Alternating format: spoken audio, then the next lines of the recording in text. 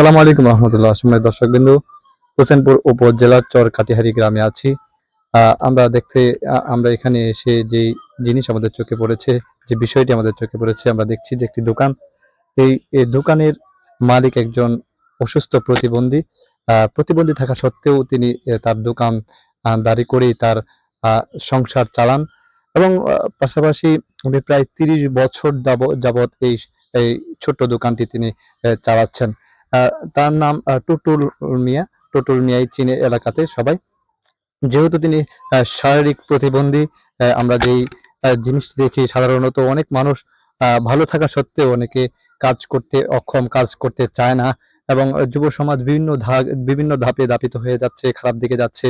কিন্তু আমি তার কাছ থেকে আমরা যতটুকু বুঝতে পারছি, ওনাকে দেখে যতটুকু আমরা বুঝতে পারছি, তিনি অ্যা একটি কাজের সঙ্গে যুক্ত আছেন।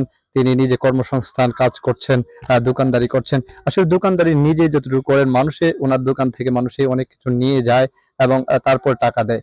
তিনি দোকানদারি করছেন এবং সংসার চালাচ্ছেন, তেমনটাই আমরা জেনেছি। একজন প্রত্যক্ষদর্শী আছেন এলাকার পাড়া প্রতিবেশী। আমরা তার কাছে জানবো উনার বিষয়ে। আসলে উনি কত বছর যাবত এভাবে ব্যবসা করছেন? ৩০ বছর যাবৎ ব্যবসা করছি। ৩০ বছর যাবত ব্যবসা করতেছেন। ৩০ বছর ব্যবসা মূলত উনার কি আয় কি ব্যবসার মাধ্যমে আসে? এই ব্যবসার মধ্যে তার আয় উন্নতি বা এটা দিয়ে চলে। এলাকার প্রতিবেশী কিরকম তাকে সহযোগিতা আশ্বাস করে? এলাকা প্রতিবেশী বলতে যারা দোকান সদাই নেয়, মানে আরো নিজের হাতে নিয়ে তারা টাকা দেয়, রাখে আর কি। আমি বলতে চাচ্ছি যে উনি যেহেতু অসুস্থ মানুষ, এলাকার মানুষ উনাকে কিরকম চোখে দেখে?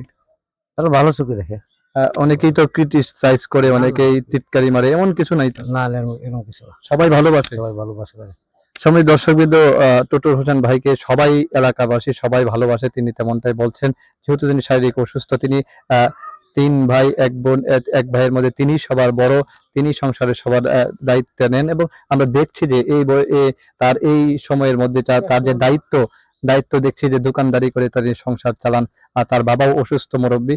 সম্মানিত দর্শক, ওনার কাছ থেকে অনেক কিছু শিক্ষার আছে আমাদের। আশা করছি ওনার কাছ থেকে অনেক কিছু শিখবেন। সে আশা প্রত্যাশা রেখে সততা মিডিয়া ডাবলনের পক্ষ থেকে সবাইকে অভিনন্দন জানিয়ে এখনের মতো ভিডিওটি শেষ করছি। ভালো থাকুন, সুস্থ থাকুন, সততা মিডিয়া ডাবলনের সাথেই থাকুন।